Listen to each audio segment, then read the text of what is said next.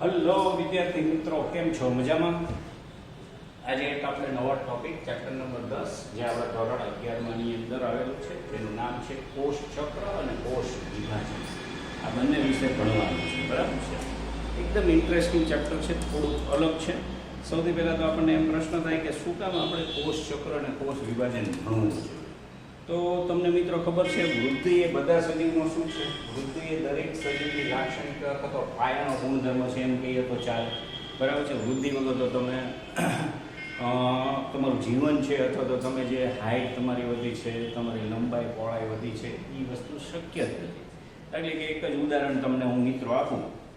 દાખલા કે તમે નાના હતા ત્યારે કેમાં સૂતા હતા? તો કે સાવ નાના એવા ઘોડિયામાં સૂતા હતા, બરાબર છે? ઘોડિયામાંથી તમે અત્યારે મોટા જબરા પલંગ તરફ જતા રહ્યા, બરાબર છે?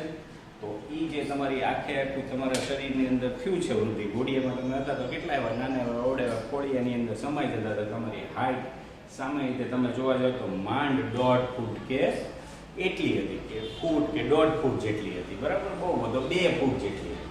હવે અત્યારે તમે 5-5.5 ફૂટના થઈ ગયા, બરાબર છે? તો તમારી અંદર ઘણા બધા કોષો છે, એની સંખ્યામાં વધારો થયો છે, અને એ કોષોની સંખ્યા એ દરેક સજીવની લાક્ષણિકતા છે. એટલે વૃદ્ધિ એ દરેક સજીવની લાક્ષણિકતા છે, અથવા તો બીજા અર્થમાં કહીએ તો એક પાયાનો ગુણધર્મ છે, બરાબર? એની વગર તો ચાલવાનું જ નથી. અને તેના માટે કોષનો શું કરવો પડે? જથ્થો વધવો જોઈએ, કોષની સંખ્યામાં વધારો થવો જોઈએ, અથવા તો કોષનો જથ્થો વધવો જોઈએ, બરાબર? જનીન દ્રવ્યનું પ્રસ્થાપન થવું જોઈએ, કારણ કે તમને ખબર છે કોષ હોય એટલે કોષ કેન્દ્ર હોય, કોષ કેન્દ્ર હોય એટલે અંદર શું હશે? તો કે રંગસૂત્ર હશે. રંગસૂત્રની અંદર શું હશે? તો કે રેખિત રીતે ડીએનએ ગોઠવાયેલા છે. આપણે આવી રીતના આખી રંગસૂત્રિકા દોરીએ દાખલા તરીકે, તો રંગસૂત્રિકામાં તે રેખિત રીતે કોણ ગોઠવાયેલું છે? જનીન દ્રવ્ય, મતલબ કે ડીએનએ ગોઠવાયેલું છે આખું, બરાબર છે? તો આ ડીએનએ ની અંદર પણ વૃદ્ધિ થવી જોઈએ, બરાબર છે? એના વિશે ડિટેલ્સમાં આપણે પાછું ચેપ્ટર નંબર 6 ની અંદર, ધોરણ 12 ની અંદર તો ભણવાના જ છીએ. તો આટલી બેઝિક વસ્તુ છે. વિભાજન દ્વારા સમાન જથ્થામાં જનીન દ્રવ્યનું શું થવું જોઈએ? કોષો જે કંઈ નવા બને એની અંદર સરખા ભાગની અંદર વહેંચણી થવી જોઈએ. જનીન દ્રવ્ય ધરાવતા બાળ કોષોનું પણ નિર્માણ થવું જોઈએ. તો વૃદ્ધિ એ દરેક સજીવની લાક્ષણિકતા અને પાયાનો ગુણધર્મ છે, અને એને કારણે કોષના જથ્થામાં વધારો થાય છે. હવે આપણું પાઠનું હેડિંગ જોશો ને મિત્રો, તો એની અંદર 2 શબ્દ લખેલા છે. એક છે કોષ ચક્ર અને બીજું છે કોષ વિભાજન. આખું ચેપ્ટર છે આમ 2 ભાગમાં વહેંચેલું છે, એવું નહીં કહું, પણ આ 2 મુખ્યત્વે ટૂંકનોંધને અનુલક્ષીને અથવા તો 2 સમજૂતીને અનુલક્ષીને આપણે આગળ વધવાનું છે. કોષ ચક્રની વાત કરતા હમણાં હું તમને આખું સમજાવું છે. આ વખતે આખું બોર્ડ વર્ક મેં તમારી સામે તૈયાર રાખ્યું છે. મેં એક જૂનો લેક્ચર લીધો હતો હમણાં એક બીજા ધોરણ માટે, એની માટે સાથે બોલતો હતો, ત્યારે એક સાથે આ બોર્ડ વર્ક તૈયાર હતો. એટલે તમારી માટે આ બોર્ડ વર્ક આખું તૈયાર છે. એટલો આપણો સમય આજે વહેલો બચશે, થોડોક પિરિયડ પણ લાંબો હતો એને બદલે થોડોક નાનો થઈ જશે, કારણ કે લખવામાં થોડોક સમય જાય એ આપણે બચાવશું. ઓકે, તો વૃદ્ધિ એ દરેક સજીવની લાક્ષણિકતા અથવા પાયાનો ગુણધર્મ છે. કોષના જથ્થામાં પણ વધારો થાય છે. આખું ચેપ્ટર નંબર 10 છે, મુખ્યત્વે 2 ભાગમાં વહેંચાયેલું છે. આપણે કહી દીધું, એક છે કોષ ચક્ર અને એક છે કોષ વિભાજન. કોષ ચક્રની હમણાં હું વાત કરું છું, પણ કોષ વિભાજનને અનુલક્ષીને તમે જોશો ને, અહીંયા લખેલું છે મેં કોષ વિભાજન. એને અનુલક્ષીને એના મુખ્યત્વે 2 પ્રકાર પડે છે. એક છે સસુભા અને બીજું છે અસુભા. સસુભાનું આખું નામ છે સમસૂત્રી વિભાજન. ટૂંકમાં એને આપણે સસુભા કહીએ છીએ, સમસૂત્રી વિભાજન. અને બીજું છે એનું નામ છે અસુભા, કે જેને ટૂંકમાં આપણે કહીશું અર્ધસૂત્રી વિભાજન, અસુભા. બરાબર મિત્રો? તો સસુભા અને અસુભા બંને થઈ ગયા. હવે સમસૂત્રી વિભાજનને અનુલક્ષીને તમે જોવા જાઓ અને અસુભા કે અર્ધસૂત્રી વિભાજન કયા પ્રકારના કોષોમાં થાય છે, કયા દરમિયાન થાય છે, કયા પ્રકારનું આ વિભાજન ક્યારે થશે, એ સમજવું બહુ અગત્યનું છે. એટલે આખા ચેપ્ટરની અંદર તમે જોવા જાઓ તો બેઝિકલી 3 વસ્તુ છે. એક તો આ 2 ટૂંકનોંધ ને કોષ ચક્ર, 3 ટૂંકનોંધ મેઇન આખા ચેપ્ટરની છે. ચેપ્ટર એટલું બધું લાંબુ નથી, પણ સમજવું પડે, અન્ડરસ્ટેન્ડિંગ કરવું પડે એવું છે. હવે સૌથી પહેલા સમજ કે સમસૂત્રી વિભાજન અને અર્ધસૂત્રી વિભાજનમાં એક્ચ્યુઅલ શું થતું હશે, બરાબર છે? તો આપણને ખબર છે મનુષ્યમાં રંગસૂત્રની ટોટલ કેટલી જોડ આવેલી છે? 23 જોડ, બરાબર છે. એ આપણને ખબર છે. તમારો કોઈ પણ કોષ ઉપાડો, કારણ કે કોષના મુખ્યત્વે પાછા બે પ્રકાર છે, બરાબર. એક છે કોષને અનુલક્ષીને એક દેહી કોષો છે, અને બીજા કોષો કેવા છે? લિંગી કોષો છે. દેહી કોષોની અંદર રંગસૂત્રની સંખ્યા 2n છે. પહેલા તો દેહી કોષો શું છે એ મિત્રો તમને ખબર છે? તો ઈ પહેલા હું તમને સમજાવું કે ભાઈ દેહી કોષો એટલે શું? તો તમારા હાથના છે, તમારા પગના છે, તમારા હૃદયના છે, તમારા ફેફસાના છે, તમારા મગજના છે, તમારા મૂત્રપિંડના છે, તમારા સ્નાયુઓના છે, તમારા અસ્થિબંધના છે. આ બધા કોષો છે ને એ તમારા દેહી કોષો કહેવાય, બરાબર છે, કે જે તમારા શરીરની સંરચના નક્કી કરે છે. પરંતુ જે કોષો પ્રજનનમાં ભાગ લેવાના છે, દાખલા કે લિંગી કોષોની વાત હું કરું છું અત્યારે, તો પ્રજનનમાં કોઈ આ કોષો ભાગ લેવાનો હોય તો સામાન્ય તમને ખબર છે કે આ શુક્રકોષ ભાગ લેવાનો હોય કે અંડકોષ ભાગ લેવાનો. લેડીઝ ફર્સ્ટ એટલે અંડકોષ, જેન્ટ સેકન્ડ એટલે શુક્રકોષ. તો સામાન્ય શુક્રકોષ ને અંડકોષ જો મનુષ્યની વાત કરતા હોય તો મિત્ર એને આપણે સામાન્ય નરજન્યુ અને માદાજન્યુ, અથવા તો વનસ્પતિ સૃષ્ટિની અંદર આપણે એને પુંજન્યુ અને અંડક તરીકે ઓળખીએ છીએ. પણ નરજન્યુ એટલે માદાજન્યુ તો સ્ત્રીની અંદર પણ કહી શકાય, પુરુષની અંદર પણ કહી શકાય, એટલે કે પ્રાણીની અંદર પણ કહી શકાય અને વનસ્પતિની અંદર પણ કહી શકાય મિત્રો. એટલે નરજન્યુ ને માદાજન્યુ કોમન શબ્દ છે, ગમે તેને અનુલક્ષીને તમે છે ને ઈ તમે શબ્દ વાપરી શકો છો, બરાબર મિત્રો. તો અહીંયા તમે જોશો તો નરજન્યુ ને માદાજન્યુ અહીંયા મેં લખેલા છે, માદાજન્યુ અને નરજન્યુ. કે જો આપણે મનુષ્યની વાત કરતા હોય તો અંડકોષ ને શુક્રકોષ છે, એની અંદર રંગસૂત્રની સંખ્યા છે એ n હશે, એટલે કે અડધી હશે. એટલે કે જો મનુષ્યને અનુલક્ષીને આપણે 23 જોડ રંગસૂત્ર કહેતા હોય તો લિંગી કોષોની અંદર એની રંગસૂત્રની સંખ્યા કેવી થઈ જશે? અડધી થઈ જશે મિત્રો. એની સંખ્યા જ અડધી હશે. મતલબ કે 23 જોડની બદલે માત્ર 23 હશે. 23 જોડ એટલે ટોટલ રંગસૂત્ર 46 થાય હો મિત્રો. એટલે અહીંયા જો હું અહીંયા 2n લખું અને આ 2n જો મનુષ્યને અનુલક્ષીને લખ્યા હોય તો આ મારે 46 રંગસૂત્ર થશે. અને અહીંયા હું ખાલી n લખું ને તો આનો મતલબ કેટલો થશે? માત્ર 23 રંગસૂત્ર થશે. એટલે આનો સમજવાની તમે ટ્રાય કરજો, બરાબર છે. હવે જે આ 2n છે એને અનુલક્ષીને પછી આખી ઘટના સમજાવું છું. પણ તમને ખબર છે કે ભાઈ દાખલા તરીકે તમારો જન્મ છે એ કેવી રીતના થયો છે? તો તમે વિચાર કરો કે માદાજન્યુ અને નરજન્યુ મતલબ કે અંડકોષ ને શુક્રકોષ, મમ્મી તરફથી અંડકોષ મળ્યો હશે, પપ્પા તરફથી શુક્રકોષ મળ્યો હશે, અને એને કારણે તમારો ફલિતાંડ રચાયો છે, ઝાયગોટ રચાયો છે. ફલિતાંડનું બીજું નામ છે ઝાયગોટ અથવા તો યુગ્મનજ અથવા તો એકકોષીય ઘર, બરાબર. આ શબ્દ ઉપર તમે અત્યારે ખાસ હાઇલાઇટ કરો, એકકોષીય ઘર, બરાબર, જેનું બીજું નામ ફલિતાંડ જ છે, ઝાયગોટ જ છે. તો એક કોષીય ગર્ભ એટલે તમારો જન્મ થયો ત્યારે મમ્મા તરફથી મળેલા અંડકોષ ને પપ્પા તરફથી મળેલા શુક્રકોષથી જે આ ફલિતાંડ રચાણો છે એ માત્ર કેવો છે? 2n વાળો એક જ કોષ છે. મમ્મી તરફથી અડધા રંગસૂત્ર એટલે અહીંયા મેં તમને સમજાવ્યું એમ 23 રંગસૂત્ર, અને પપ્પા તરફથી મળેલા 23 રંગસૂત્ર, બરાબર, અને શુક્રકોષ સ્વરૂપે આ 23 રંગસૂત્ર, આ 23 જોડ નથી બોલતો, સમજજો. આ 23 વત્તા 23 ભેગા થાય એટલે અમે લખ્યું છે 23 * 2 * 46 એટલે કે 46. એટલે ઝાયગોટ અથવા તો એક કોષીય ગર્ભ બનશે, એમાં 46 રંગસૂત્ર હશે. હવે આવું કેમ થવું જોઈએ? તો કે પેઢી દર પેઢી નિશ્ચિત પ્રકારના સજીવની જાતિનું રંગસૂત્રીય બંધારણ જળવાઈ રહેવું છે, અને દરેક સજીવનું રંગસૂત્રીય બંધારણ છે એ નિશ્ચિત છે. દાખલા તરીકે મનુષ્યની વાત કરું તો આપણે કેટલા છે? તો કે 46 જોડ, 23 જોડ મતલબ કે 46 રંગસૂત્ર છે, બરાબર છે. માદાને લિંગી કોષને અનુલક્ષીને વાત કરીએ કે એની અંદર 23 રંગસૂત્ર છે. તો જ્યારે નરજન્યુ ને માદાજન્યુ સમમિલિતતા એટલે બીજી પેઢીની અંદર જ્યારે શરૂઆત થાય, એક કોષીય ગર્ભ બને એટલે બીજી પેઢી શરૂઆત થઈ, એની અંદર પાછા મમ્મી પપ્પામાં જેટલા રંગસૂત્ર હતા ને એટલા ને એટલા પાછા આવી ગયા. તો આ વસ્તુ પણ ખૂબ અગત્યની છે. તો રંગસૂત્રની સંખ્યા અડધી ક્યારે થવી જોઈએ? જ્યારે લિંગી કોષોને અનુલક્ષીને જ્યારે આપણે નવા કોષ બનાવવાના હોય ત્યારે. હવે જો એક વસ્તુ સમજો, લિંગી કોષો ઉત્પન્ન ક્યાં થાય છે? તો દાખલા કે અંડકોષ ક્યાં ઉત્પન્ન થાય? તો કે અંડપિંડમાં. અને શુક્રકોષ ક્યાં ઉત્પન્ન થાય છે? શુક્રપિંડમાં. તો શુક્રપિંડ અને અંડપિંડ પણ પોતે પણ શું છે? તો કે ઈ લિંગી કોષો જ ધરાવે, અરે દેહી કોષો જ ધરાવે છે. પણ જ્યારે એની અંદર નવા કોષો બનશે, બરાબર છે, ઈ જે કોષો બનશે એ અર્ધીકરણ પામેલા એટલે કે રંગસૂત્રની સંખ્યા અડધી ધરાવતા છે ને એવા મિત્રો બનશે. જ્યારે સામાન્ય રીતે તમારા દેહી કોષોમાં તો જે છે દાખલા કે મારા ચામડીના કોષો છે, હું પેનથી લખતો, મારા હાથની સાઈડની કિનારી છે એ ઘસાઈ જતી, ઘસાઈને દાખલા કે નવા કોષો અસ્તિત્વમાં આવતા હોય. કારણ કે ઘસારો પામતા કોષોની સામે, કારણ કે અહીંયા આપણે લખ્યું શું છે કે વૃદ્ધિ એ દરેક સજીવની લાક્ષણિકતા છે અથવા તો પાયાનો ગુણધર્મ છે ને કોષના જથ્થામાં વધારો થાય છે. કોષ વિભાજન માત્ર કોષના જથ્થા વધારે કરવા માટે જ જરૂરી છે એવું માટે પણ નથી. તમારી અંદર, તમારા શરીરની અંદર ઘસારો પામતા કોષોના સ્થાને નવા કોષોએ જે જગ્યા બનાવવી પડે છે, સ્થાન લેવું પડે છે, એની માટે કોષ વિભાજન જરૂરી છે. એની માટે સમસૂત્રી વિભાજન કરવું પડશે. દાખલા તરીકે હું હમણાં જ કીધું, હું હાથથી લખતો હોય, મારા હાથની આંગળીની સાઈડમાં કોષો ઘસાતા જતા હોય, એ કોષો ડ્રાય થઈ જશે, શુષ્ક થઈ જશે, મરી જશે ને વયા જશે. એના સ્થાને નવા કોષો આવશે. બરાબર? જે નીચે તો જો ત્યાં નવા કોષો ન આવે તો અમુક વર્ષો સુધી હું લખ્યા તો ધીમે ધીમે મારી આંગળી જ અદૃશ્ય થઈ જાય, નવા કોષો જ ન આવે. પણ એવું બનતું નથી આપણને. બરાબર છે? એ તમે એ ભાગ થોડોક તમારે કઠણ થઈ જશે, તમે જોજો, કારણ કે ત્યાં કોષો શુષ્ક થઈ ગયા હોય આપણે. હવે એ કોષો ઘસાઈને દૂર થાય છે, એના સ્થાને નવા કોષો આવે છે.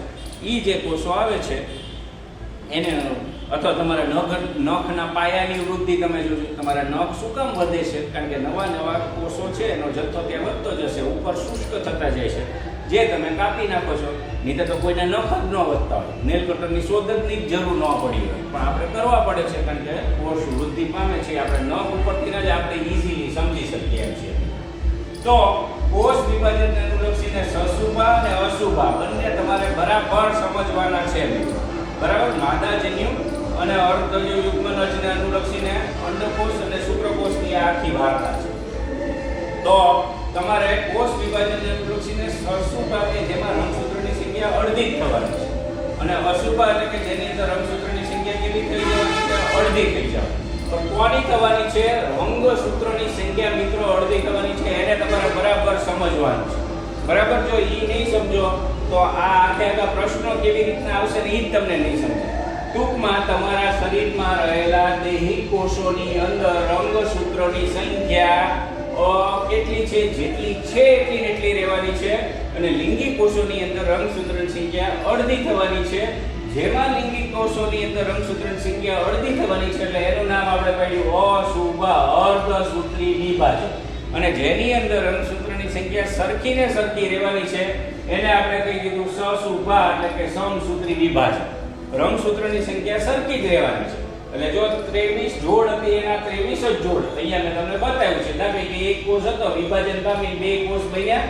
અહીંયા 2n રંગસૂત્ર હતા, એ બે જે નવા બનશે એની અંદર 2n આવશે. એટલે આની અંદર જે આખી જે ઘટના બનશે એ કેવી બનશે? તો કે સમસૂત્રી વિભાજનની પામશે. અહીંયા સૂત્ર એટલે કોણ છે એ સમજાઈ ગયું. અહીંયા સૂત્ર એટલે રંગસૂત્ર છે. બરાબર? એનું વિભાજન તમારે સમજો. હવે લિંગી કોષોની અંદર તમે જોવા જાવ તો 2n શરૂઆતમાં હતા. પહેલો જે કોષ હશે આપણે કીધું, આપણે પરાગ માતૃકોષની એ બધી વાર્તા કરશું જ્યારે આપણે ધોરણ 12 ની અંદર ચેપ્ટર નંબર 2 અને 3 ભણશું ત્યારે અહીંયા 2n હતા. હવે એનું પહેલું વિભાજન થાય એટલે 2n બને છે. પણ એમાંથી જ્યારે બીજું વિભાજન થાય ને ત્યારે n એટલે કે રંગસૂત્રની સંખ્યા અહીંયા 23 જોડ હતી એટલે અહીંયા બધે n એટલે કે અડધી થઈ જશે. એટલે આ માટે આપણે કહેવાના છીએ અર્ધસૂત્રી વિભાજન. એટલે આ ભાગ આખો અર્ધસૂત્રી વિભાજન થઈ ગયો ને આ સમસૂત્રી વિભાજન થઈ ગયો. એટલે સૂત્ર સ્વરૂપે જે આપણે શબ્દ બોલીએ છીએ એ કોણ છે? તો કે રંગસૂત્ર છે. એટલે આપણે અર્ધ કીધું અને આને આપણે સમ કીધું. બરાબર છે કે રંગસૂત્રની સંખ્યા સરખી રહેવાની છે. હવે દાખલા કે પુખ્ત મનુષ્યની અંદર તમે જોવા જાવ તો તમારી શરૂઆત થઈ કેવા એક કોષી ગર્ભ હતી. આ વાક્યને આપણે સાર્થક કરીએ છીએ કે વૃદ્ધિ દરેક સજીવની લાક્ષણિકતા છે અથવા તો પાયાનો ગુણધર્મ છે. કોષમાં થતો વધારો છે. હવે તમે જોશો કે તમારી શરૂઆત એક જ કોષથી થઈ. ઈ તમે ત્યારે કેટલા હતા? ઝાયગોટ સ્વરૂપે હતા, ફલિતાંડ તરીકે હતા, એક કોષી ગર્ભ તરીકે હતા. અત્યારે દાખલા તરીકે સામાન્ય રીતે તમે માનો કે તમારી હાઈટ છે ઈ લગભગ 5, 5.5 ફૂટની થઈ ગઈ હોય. બરાબર છે? તો અત્યારે તમે પુખ્ત વ્યક્તિ તરીકે સામાન્ય રીતે પ્રસ્થાપિત થઈ ગયા છો. તો તમારા શરીરની અંદર 10 ની માથે 14 ઘાત કોષો હશે. વિચાર કરો. ખાલી તમે આકાશગંગાની અંદર વાત કરો ને તો એટલે કે બ્રહ્માંડની અંદર ગેલેક્સીની વાત કરો તો એક ગેલેક્સીની અંદર 10 ની માથે 11 ઘાત તારાઓ છે. બરાબર? આવી ટોટલ 10 ની માથે 11 ઘાત ગેલેક્સીઓ છે.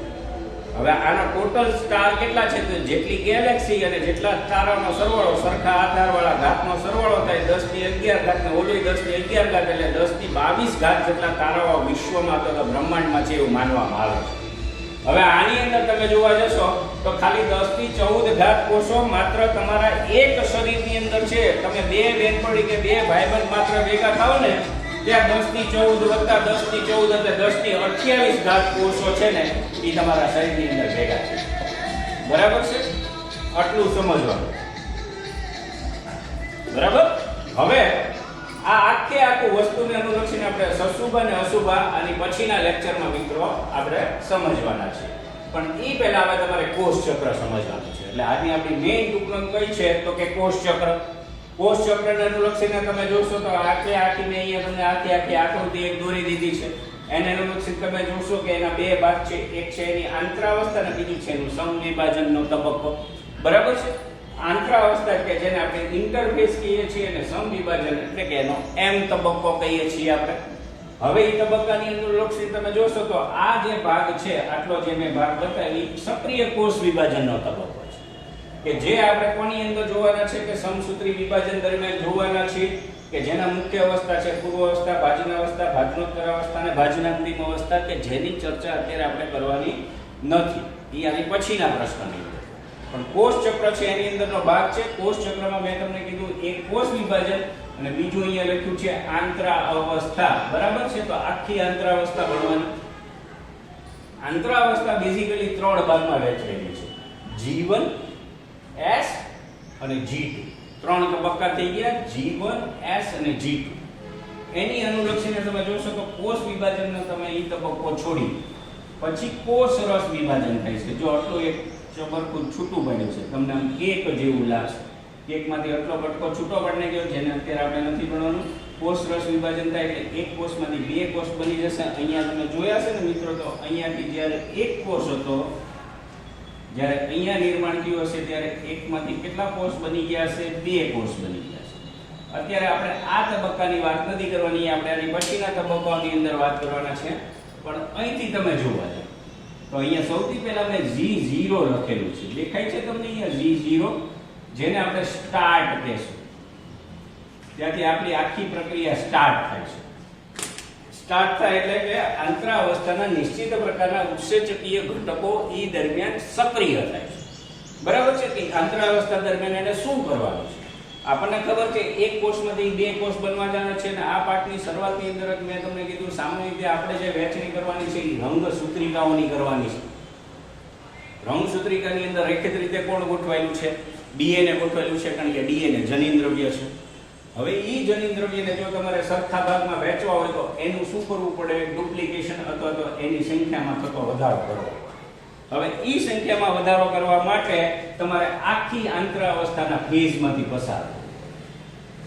તો આંતરાવસ્થાની શરૂઆત G0 તબક્કાથી થાય છે. આ G0 એટલે લખ્યું છે કે ત્યાં નિશ્ચિત પ્રકારના ઉત્સેચકીય ઘટકો સક્રિય થશે. હવે આ ઉત્સેચકીય સક્રિય ઘટકો થશે એટલે એનો પહેલો તબક્કો આવશે G1. બરાબર છે? જેને ગેપ 1 પણ કહે છે, ઘણા ગ્રોથ 1 પણ કહે છે. એટલે જુદી જુદી બુકમાં જુદું જુદું લખેલું છે. પણ ગેપ 1 સારો ને સરસ શબ્દ છે એટલે આપણે ગેપ 1 કહીશું કારણ કે મોટી ભાગની બુકની અંદર એમ લખેલું છે. હવે એની અંદર શું થાય તો તમે ચેપ્ટર નંબર 16 ભણી ગયા છો પાચન તંત્ર. એની અંદર તમને ખબર હોય તો એક ન્યુક્લિયસ નામનો ઉત્સેચક આવ્યો હતો જે તમારા DNA RNA એટલે કે ન્યુક્લિક એસિડને છૂટા પાડતા હતા. અને બેઝિકલી ઘટકો કયા બનતા હતા? આલ્ડોસ પેન્ટોસ સુગર, નાઇટ્રોજન બેઝ અને ફોસ્ફેટ. જેના વિશે આપણે આની ચેપ્ટર નંબર 9 ની અંદર ન્યુક્લિયોસાઇડ ને ન્યુક્લિયોટાઇડ ભણ્યા છીએ. એની અંદર એનો અભ્યાસ આપણે કર્યો છે. બરાબર?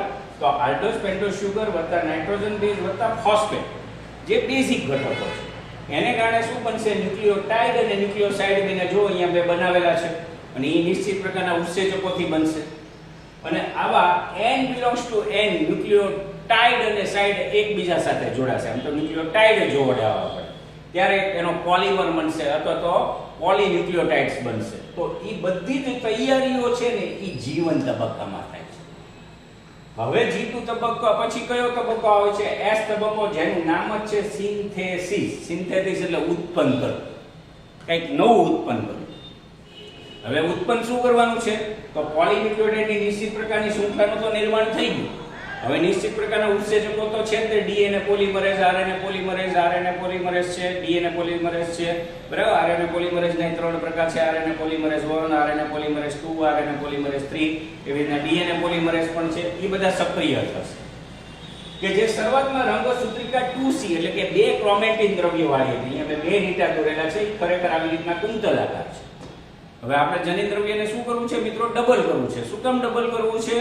કારણ કે રંગસૂત્રિકાની સંખ્યા ડબલ થવી જોઈએ, વધવી જોઈએ. તો જ્યારે એક કોષમાંથી 2 કોષ થશે ત્યારે બેને સરખા ભાગે રંગસૂત્રિકાઓ અથવા તો જનિન દ્રવ્ય આપણે વહેંચી શકશું.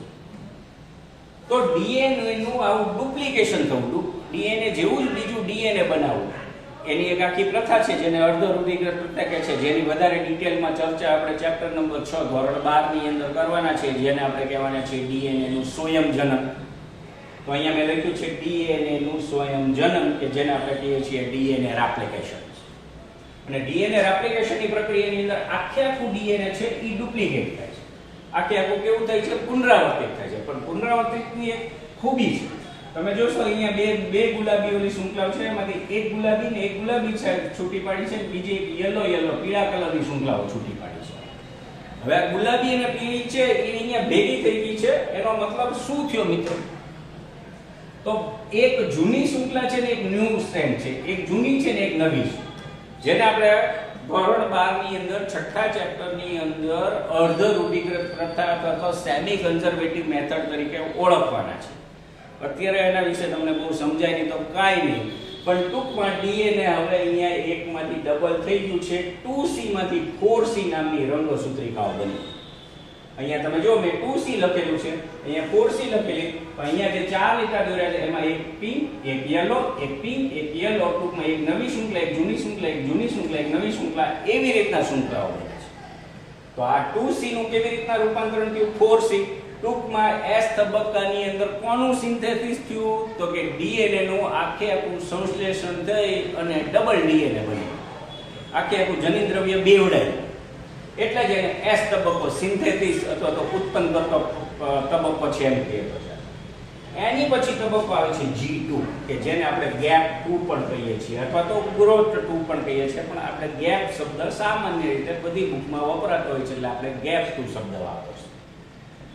એની અંદર ફરી પાછા ઉત્સેચકો સક્રિય થશે, પણ હવે કયા ઉત્સેચકો સક્રિય થશે? S તબક્કામાં, જે જીવન તબક્કામાં રંગસૂત્રિકા બનાવવા માટેના, ડીએનએ ના સ્વયંજનન બનાવવા માટેના ઉત્સેચકો સક્રિય થતા હતા. આની અંદર હવે કોષ વિભાજન કરવા માટેના સક્રિય ઉત્સેચકો છે એ નિર્માણ પામશે અને કાર્ય શરૂ કરશે. કેવી રીતના? દાખલા કે પૂર્વાવસ્થા શરૂ થાય એ પહેલા તમને ખબર છે કોષ વિભાજનની અંદર પ્રાણી કોષમાં તો તારા કેન્દ્રનો ખૂબ અગત્યનો રોલ છે, કારણ કે તારા કેન્દ્ર બંને ધ્રુવો તરફ જશે. આપણે આગળ જતા જ્યારે સમવિભાજનના તબક્કાઓ જોઈશું ત્યારે આપણે જોઈશું. અને એનું ઓક્સિડેશન થવાનું છે. ઓક્સિડેશન થવાનું છે. શું છે ઓક્સિડેશનની પ્રક્રિયા? તો આપણે ચેપ્ટર નંબર 14 માં જોઈ ગયા છે, કારણ કે એટીપી વપરાશે એની અંદર. ઓકે, તો ઉત્સેચકો સક્રિય થશે એ દરમિયાન કોષ વિભાજનની પૂર્વ તૈયારી શરૂ થશે. બરાબર છે? પૂર્વ તૈયારી એટલે શું થશે? તારા કેન્દ્ર છે પેલા સાઈઝમાં નાના હોય એની બદલે થોડા કદમાં મોટા બની જશે. સામાન્ય રીતે કોષની અંદર આપણે જોઈએ છે કે તારા કેન્દ્રની સંખ્યા સામાન્ય રીતે 1 હોય છે, પણ જ્યારે સક્રિય કોષ વિભાજન થવાનું હોય ત્યારે તારા કેન્દ્રની સંખ્યા કેટલી થતી હોય છે? 2 થતી હોય છે. તો ધીમે ધીમે એમ મોટા થઈ અને એમાંથી 2 તારા કેન્દ્રો બનવાનું અથવા તો નિર્માણ થવાનું હવે ધીમે ધીમે શરૂ થઈ જશે. એટલે તારા કેન્દ્રનું આપણે ટૂંકમાં કહીએ તો એનું સંકોચન થવાનું ધીમે ધીમે ચાલુ થઈ જશે. તો તારા કેન્દ્ર સંકોચન થવાનું થશે, કોષ વિભાજનની પૂર્વ તૈયારી થશે, ઉત્સેચકીય સક્રિય થશે અને કોષની અંદર થોડાક ઘણા ઉત્સેચકીય ફેરફારો થશે કે જેને કોષ વિભાજન તરફ પ્રેરી જશે. તો ટૂંકમાં આખી આંતરાવસ્થા G1, S અને G2 તબક્કામાં પૂર્ણ થાય છે. એ જ આપણું કોષ ચક્ર છે. G0 એની દોડવાની શરૂઆત કરે છે. આપણે કેમ દોડની હરીફાઈઓ, દોડવીરો બધા રેડી રહેતા હોય એમ જે G0 એ તબક્કો છે. તો G0 પછી તમારે G1, S અને G2 એકચ્યુઅલ આંતરાવસ્થાના તબક્કાઓ છે. આખું G0 ને આંતરાવસ્થા પૂર્ણ થાય એટલે કે G1, S ને G2 પૂર્ણ થાય પછી તો કોષ વિભાજન કે જેને અનુલક્ષીને આપણે દૈહિક કોષોમાં અને લિંગી કોષોમાં થતું વિભાજન કે જેને આપણે સમસૂત્રી વિભાજન અને અર્ધસૂત્રી વિભાજન કહીએ છીએ એના તબક્કાઓ ચાલુ થશે એ પહેલા નહીં થાય. જો મનુષ્યની વાત કરું તો મનુષ્ય 24 કલાકમાં કોષ વિભાજન કરી એક કોષમાંથી બે કોષ બનાવી નાખે છે. બરાબર છે? હવે એક કોષમાંથી બે કોષ સામે રીતે બનતા હોય આપણા શરીરની અંદર જો 24 કલાકની અંદર ટૂંકમાં 23 કલાકને 1 કલાક એવી રીતના ભાગ પાડી નાખો 95% અને 5%, તો કોષ પોતાનો મોટા ભાગનો સમય 24 કલાકમાંથી 23 કલાક એ આંતરાવસ્થામાં રહે છે. માત્ર 1 કલાક જેવો સમય એ પોતાનો શેમાં સક્રિય કોષ વિભાજનમાં ગાળે છે એમ કહીએ તો ચાલે. બરાબર છે? એવી રીતના ઈસ્ટમાં તમે જોવા જાઓ એ તો ફટકે બની જાય છે 90 મિનિટમાં કોષ વિભાજન થઈ જાય, એકમાંથી ડબલ થઈ જશે. આમ જુદા જુદા પ્રાણીઓમાં જુદા જુદા સજીવોની અંદર સંખ્યા છે એની વિવિધતા અલગ છે, પણ ટૂંકમાં આ કોષ ચક્ર હવે તમને બરાબર મિત્રો સમજાઈ ગયું હશે. તો આ ચેપ્ટરની અંદર આપણે કોષ ચક્ર અને કોષ વિભાજન બે વિશે સુંદર મજાનું ભણવાનું છે. એમાં કોષ ચક્ર મેં તમને સુંદર મજાનું આખું સમજાવી દીધું છે. ઈ તમને અન્ડરસ્ટેન્ડિંગ બરાબર થઈ ગયું હશે. તો આની પછીના વિડિયો લેક્ચરમાં આપણે જ્યારે જઈશું ત્યારે આપણે શેના વિશે ભણશું? પહેલા સમસૂત્રી વિભાજન વિશે આખું ભણવાના છીએ અને પછી અર્ધસૂત્રી વિભાજન વિશે ભણવાના છે. સમસૂત્રી વિભાજનમાં ફરીથી પાછું કીધું છું, કોષની અંદર રહેલા રંગસૂત્રની સંખ્યા પહેલા હતી એટલી ને એટલી જ રહેવાની છે. એટલે કે 2n ની 2n 2n એક કોષમાંથી બે જ કોષ બનવાના છે. અને જ્યારે તમે અર્ધસૂત્રી વિભાજનની વાર્તા કરશો તો અર્ધસૂત્રી વિભાજન ભણશો ત્યારે રંગસૂત્રમાં રહેલા કોષની અંદર રહેલી મૂળ માતૃકોષમાં રહેલી રંગસૂત્ર કરતા જ્યારે એમાંથી બાળકોષો અથવા બનશે અથવા તો જનન કોષો બનશે ત્યારે એની અંદર રહેલા રંગસૂત્રની સંખ્યા હંમેશા અડધી થઈ જશે. એકમાંથી ચાર કોષો બનશે. બરાબર છે? રંગસૂત્રની સંખ્યા અડધી થઈ જશે અને એને બે તબક્કાની અંદર કોષ વિભાજન કરવું પડશે, જ્યારે આને એક જ તબક્કામાં કોષ વિભાજન કરી એકમાંથી બે બનાવી નાખશે. બરાબર છે? તો લાક્ષણિક સુકોષ કેન્દ્રની અંદર કોષ ચક્ર કેવી રીતના આખું ચાલે છે, આખું લાક્ષણિક સુકોષ કેન્દ્રની અંદર કોષ ચક્ર સમજાયું છે. એ કેવી રીતના ચાલે છે એના બધા તબક્કાઓ મેં તમને કહી દીધા છે. બરાબર છે? વિભાજનનો તબક્કો પણ કેવી રીતના ચાલે છે, mitotic type of the cell division કેવી રીતના ચાલે છે, એના પેટા વિભાગો કેવી રીતના થાય છે, રંગસૂત્રની સંખ્યા ડબલ કેવી રીતના થાય છે એ પણ આખું સમજાવી દીધું છે. તો આને તમારે લખવું પડશે, દોરવું પણ પડશે. થોડું લખીને થોડું દોરીને તૈયારી કરવી પડશે, કારણ કે આ તમે જનરલી જે તૈયારી કરી છે એની કરતાં એક વિશિષ્ટ પ્રકારના પ્રશ્નો છે એવું તમે થોડું સમજી શકશો. આખો વિડિયો લેક્ચર જો એવું ના સમજાય તો ફરી 1-2 વાર જોવાની ટ્રાય કરો, બુકના શબ્દો વાંચવાની ટ્રાય કરવાની. અને આ મેં ઇન્ટ્રોડક્શન આપી દીધું છે, બધું કદાચ આ રીતનું બુકમાં નહીં હોય, મેં થોડુંક મારી રીતે સિમ્પ્લિફાઈડ કરવાની ટ્રાય કરી છે, તમને સરળ બને એવી ટ્રાય કરી છે. આ પણ વસ્તુ તમારી બુકની અંદર આપેલી છે, સિમ્પ્લિફાઈડ આપેલી છે, સરળ રીતે આપેલી છે. આપણે દરેક ઘટનાની અંદર શું ઘટનાક્રમ બને છે ને એ પણ સાંજે સમજાવવાની તમને કોશિશ કરી છે. તો આ વસ્તુ પણ તમે સમજો, એને દોરવાની પણ ટ્રાય કરજો અને બને તો સમય મળે તો એકવાર લખી નાખજો. તમે બધા લખો છો કે નહીં મને નથી ખબર, તમારામાંથી ઘણા વિદ્યાર્થીઓ બહુ ઉત્સાહી હોય છે અને બહુ સારું કામ કરે છે. જેવું આ વિડિયો લેક્ચર જોશે એટલે પોતે આખું દોરી નાખશે, લખી નાખશે અને તરત જ મને એનો ફોટો પણ મોકલી દેતા હોય છે. અને ઘણા બધા નથી મોકલતા હોતા, અને એ તો હવે ઓબ્વિયસલી હોય જેને સરસ રીતે ભણવું હોય એ કરશે. બાકી મેં મારી ફરજ રીતે તમને સરસ રીતે સમજાવવાની ટ્રાય કરી છે. હવે તમારી તૈયારી શરૂ. ઓકે મિત્રો, થેન્ક યુ. આજનો વિડિયો લેક્ચર અહીંયા પૂર્ણ કરીએ છીએ અને પછીના વિડિયો લેક્ચરમાં આપણે ફરી પાછા મળશું. Thank you very much. ખૂબ ખૂબ આભાર. Thank you.